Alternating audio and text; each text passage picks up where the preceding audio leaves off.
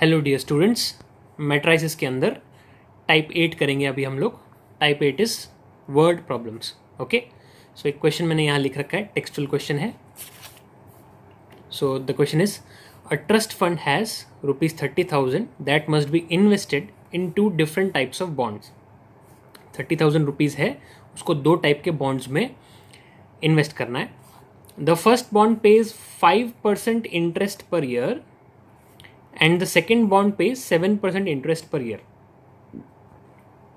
First bond 5% पे कर रहा है इंटरेस्ट और सेकेंड बॉन्ड 7% पे कर रहा है पर year. Okay, using matrix algebra determine how to divide ₹30,000 among the 2 types of bonds. ठीक है, 30,000 हम कैसे बांटे दोनों बॉन्ड्स में। ठीक है, कि फर्स्ट टाइप में कितना इन्वेस्ट करें और सेकेंड टाइप ऑफ बॉन्ड में कितना इन्वेस्ट करें। ठीक है, उसके लिए कंडीशन क्या दी है, if the trust fund must obtain an annual interest of.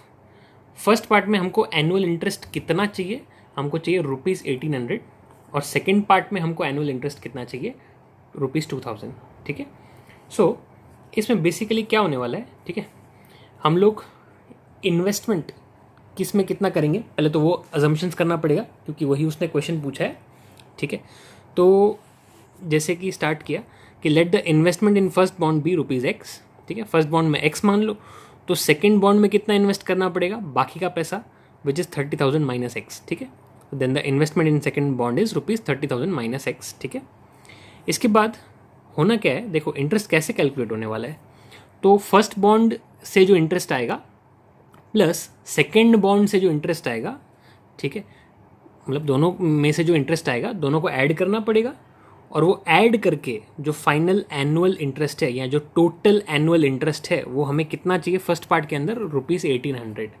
Okay, सो इसमें इसको मैट्रिक्स एल्जेब्रा से कैसे हम लोग दिखाएंगे। ठीक है, हम लोग बचपन में इस टाइप के क्वेश्चंस कर चुके हैं, बस अभी हमको मैट्रिक्स का यूज़ करके दिखाना है। ठीक है, इस प्रॉब्लम को सॉल्व करने के लिए। सो बेसिकली हम क्या चाह रहे हैं, मान लो एक बॉन्ड में पे किया, एक बॉन्ड में इन्वेस्ट किया, ये फर्स्ट बॉन्ड है, इसमें इन्वेस्ट किया ₹X। ठीक है, 5% इंटरेस्ट है। और जो सेकेंड बॉन्ड है उसमें इन्वेस्ट किया है 30,000 माइनस X और इसमें 7% इंटरेस्ट है। ठीक है, सो अगर हमको टोटल इंटरेस्ट कैलकुलेट करना होता तो हम लोग कैसे करते, हम लोग I कैसे कैलकुलेट करते, total interest I1 plus I2 करके करते। इसमें I1 क्या होता, जो यहाँ से इंटरेस्ट मिल रहा है, और I2 क्या होता है, जो यहाँ से इंटरेस्ट मिल रहा है। ठीक है, ध्यान से देखना, यहाँ से इंटरेस्ट कितना आएगा, तो 5% है। ठीक है, एक साल का ही है तो 5% है, तो 5% ऑफ X कितना हो जाएगा, 5/100 इंटू X। ठीक है, और यहाँ से जो इंटरेस्ट मिलेगा that will be 7/100 into 30,000 minus X। Okay, I hope ये समझ में आ रहा है। ठीक है, सो बेसिकली क्या हो रहा है, 5/100 X में मल्टीप्लाई हो रहा है, 7/100 30,000 माइनस X में मल्टीप्लाई हो रहा है। ऐसे करके आप इंटरेस्ट कैलकुलेट कर लेते बचपन में, लेकिन यहाँ पे हमने कहीं पे मैट्रिक्स यूज़ नहीं किया है, हमको वो मैट्रिक्स यूज़ करके दिखाना है, क्वेश्चन ने ऐसा बोला है। ठीक है, सो ध्यान से ऑब्जर्व करो क्या हो रहा है, 5/100 X में मल्टीप्लाई हो रहा है, 7/100 30,000 X में मल्टीप्लाई हो रहा है, और उसके बाद दोनों चीज़ें ऐड हो रही हैं। ठीक है, फिर एक बार देखो, 5/100 X में मल्टीप्लाई हो रहा है। ठीक है, यहाँ X 5/100 में मल्टीप्लाई हो रहा है, जो भी बोलो, 30,000 माइनस X 7/100 में मल्टीप्लाई हो रहा है, और ये दोनों चीज़ें ऐड हो रही हैं। ठीक है, सो इसको मैट्रिक्स का यूज़ करके कैसे करेंगे, तो ये जो इन्वेस्टमेंट्स हैं इनको मैं रो में ले लेता हूँ। ठीक है, एक रो मैट्रिक्स में ले लेता हूँ। ठीक है, और जो रेट ऑफ इंटरेस्ट है, ठीक है, ये 5% मतलब 5/100 हुआ, 7% मतलब 7/100 हुआ, इसको मैं कॉलम मैट्रिक्स में ले लेता हूँ, क्योंकि आप लोग जानते हो मैट्रिक्स में मल्टीप्लिकेशन कैसे होता है, तो इसकी रो और उसका कॉलम, फर्स्ट वाले मैट्रिक्स की रो और सेकंड वाले मैट्रिक्स का कॉलम यूज़ हो रहा होता है। ठीक है, और बीच में प्लस का साइन आता है, मतलब जब ये इसमें मल्टीप्लाई होगा और ये इसमें मल्टीप्लाई होगा तो बीच में प्लस का साइन आएगा। ठीक है, और वही हमको इधर चाहिए। तो वापस मैं एक बार रिपीट कर रहा हूँ कि हमको क्या करना होगा, हम एक इन्वेस्टमेंट का मैट्रिक्स बनाएंगे और उसको जानबूझकर कैसा बनाएंगे, उसको रो मैट्रिक्स बनाएंगे, क्योंकि उसकी हमको रो यूज़ करनी है। और दूसरा रेट ऑफ इंटरेस्ट का मैट्रिक्स बनाएंगे और उसको हम लोग जानबूझकर कॉलम मैट्रिक्स बनाएंगे, क्योंकि अगर हमको मल्टीप्लाई करना है तो मल्टीप्लाई ऐसे ही होगा कि पहले वाले मैट्रिक्स का रो और दूसरे वाले मैट्रिक्स का कॉलम यूज़ होगा।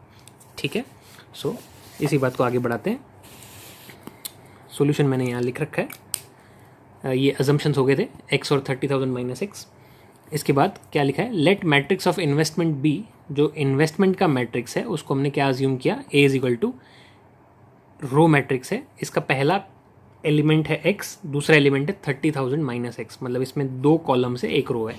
ठीक है, तो 1/2 टाइप का मैट्रिक्स हुआ। ठीक है, वो यहाँ लिख दिया है जस्ट ताकि आप लोग को कन्फ्यूजन ना हो। And matrix of annual interest B is equal to, ये वाला कॉलम मैट्रिक्स लिया है 5/100 और 7/100 करके, तो इसमें कॉलम एक ही है, 2 रोज हैं, तो 2/1 हुआ ये। ठीक है, मैट्रिक्स ऑफ टोटल इंटरेस्ट वो क्या हो जाएगा, तो देखो हमको x को 5/100 में मल्टीप्लाई करना है प्लस 30,000 माइनस एक्स को 7/100 में मल्टीप्लाई करना है। ठीक है, मतलब इन दोनों को मल्टीप्लाई करने के बाद ऐड भी करना है, और ऐसा हम जानते हैं कि मैट्रिक्स मल्टीप्लिकेशन में होता है कि करस्पॉन्डिंग एलिमेंट्स मल्टीप्लाई होते हैं और उसके बाद बीच में प्लस का साइन आता है, मतलब वो ऐड हो रहे होते हैं। तो मैट्रिक्स ऑफ टोटल इंटरेस्ट क्या हो जाएगा, ए बी मैट्रिक्स हमारा रिक्वायर्ड आंसर है, क्योंकि ए बी जो है वो 1/1 होने वाला है, क्योंकि ए क्या है 1/2, बी क्या है 2/1, तो ए बी जो होगा वो 1/1 होगा। 1/1 का क्या मतलब है, जिसमें एक ही एलिमेंट आता हो, और वही हमारा टोटल इंटरेस्ट डिनोट करेगा। आई होप ये समझ में आ रहा है। So matrix of total interest is A B, तो इन दोनों को मल्टीप्लाई किया दिस इनटू दिस। ठीक है, आप खुद ही सोचो क्या होगा, वही जो हमने पहले लिखा था। ठीक है, x into 5/100 plus 30,000 minus x into 7/100 जो हमें चाहिए था। ठीक है, जैसा हमें चाहिए था, जो हमने यहाँ डिस्कस किया वैसा ही हमें मिलेगा। ओके, सो ये मल्टीप्लाई कर लेने के बाद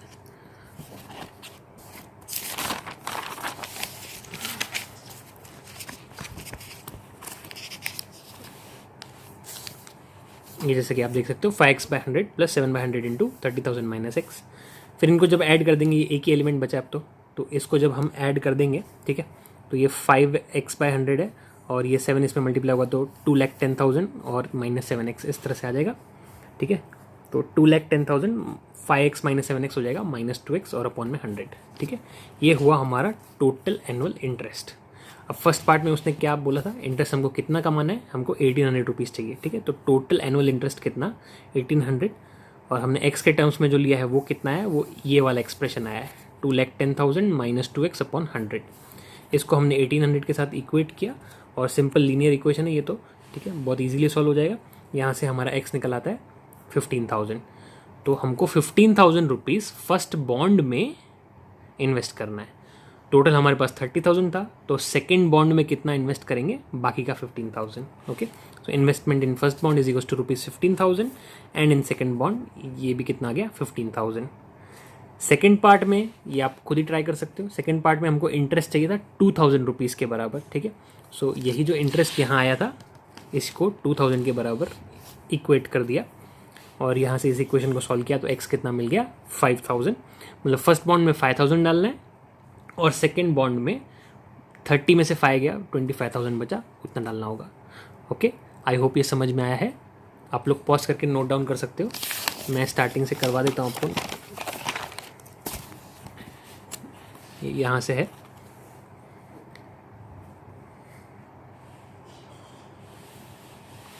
फिर ये सॉल्यूशन का स्टार्टिंग जिसमें हमने मैट्रिसेस अज्यूम किए हैं।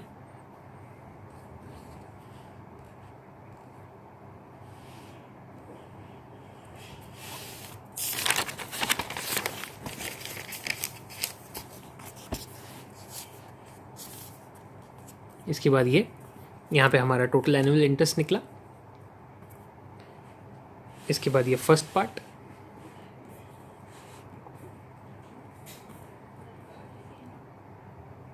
और ये सेकेंड पार्ट। आई होप ये समझ में आया होगा।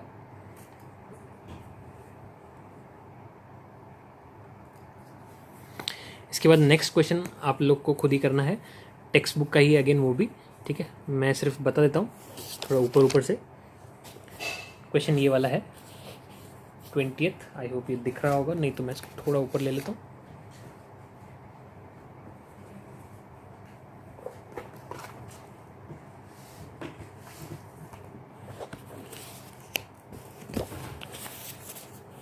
Okay,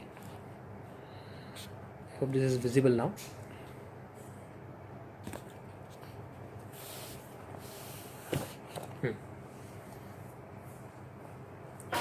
So इसमें क्या बोल रहा है, the book shop of a particular school has 10 dozen chemistry books. 10 dozen मतलब 120 केमिस्ट्री बुक्स हैं, ठीक है.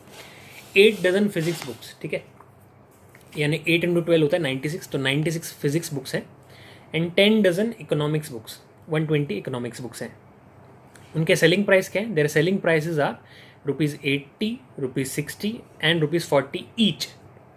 एक बुक का कॉस्ट लिखा हुआ है, केमिस्ट्री का 80, फिजिक्स का 60 और इकोनॉमिक्स का 40, ठीक है. Find the total amount the book shop will receive from selling all the books using matrix algebra. Matrix algebra use करके ये बताओ कि टोटल अमाउंट कितना मिलेगा बुक शॉप को, ठीक है, अगर सारी बुक्स सेल कर देगा तो, ठीक है. सो इसमें क्या करोगे आप, देखो हमको क्या करना है, हमको ये 120, ठीक है, 10 डजन मतलब 120, ठीक है, इसमें 80 मल्टीप्लाई करना है, बरोबर. तो इससे केमिस्ट्री बुक्स में से जो टोटल अमाउंट कलेक्ट होगा वो आ जाएगा. फिर ये 96, ठीक है, 8 डजन मतलब 96 को हमको 60 से मल्टीप्लाई करना है, क्योंकि फिजिक्स का एक बुक का कॉस्ट 60 रुपीज़ है.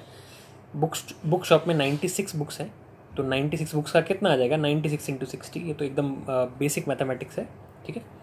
फिर 120 इकोनॉमिक्स की बुक्स हैं, एक का कॉस्ट 40 है, तो 120 आप 40 में इंटू करेंगे, इससे इकोनॉमिक्स का टोटल आ जाएगा कि इकोनॉमिक्स बुक्स में से टोटल अमाउंट कितना जनरेट होगा.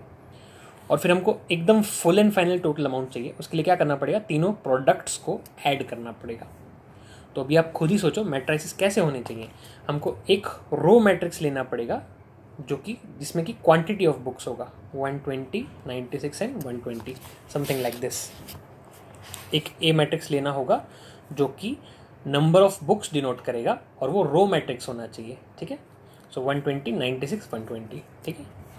इसके बाद जो दूसरा मैट्रिक्स लेंगे उसमें सबके कॉस्ट लिख देंगे, पर वो कैसा मैट्रिक्स होना चाहिए, देखो मल्टीप्लिकेशन हो पाए उसके लिए कैसा मैट्रिक्स होना चाहिए, वो कॉलम मैट्रिक्स होना चाहिए, क्योंकि फर्स्ट वाले मैट्रिक्स का रो यूज़ होगा तो सेकंड वाले का कॉलम यूज़ होगा. तो हमने बी मैट्रिक्स ले लिया जिसमें कॉस्ट लिखा हुआ है हर एक बुक का, तो 80, 60 और 40, ठीक है, इसी ऑर्डर में लिखना है, ठीक है. फिर जो रिक्वायर्ड मैट्रिक्स होगा वो कैसे आएगा, हमको क्या करना है, हमको 120 multiplied by 120 multiplied by 80 plus 96 multiplied by 60 plus 120 multiplied by 40 ऐसा करना है. तो आप खुद ही सोचो उसके लिए क्या करना पड़ेगा, ए और बी मैट्रिक्स को मल्टीप्लाई करना पड़ेगा. तो वही हमारा रिक्वायर्ड मैट्रिक्स होगा. और क्योंकि ये 1/3 है और ये 3/1 है, तो आंसर जो आएगा वो 1/1 आएगा, यानी कि एक ही सिंगल एलिमेंट होगा और वो ही हमारा आंसर होगा टोटल अमाउंट का. आई होप ये समझ में आया है. This question you may try it yourself.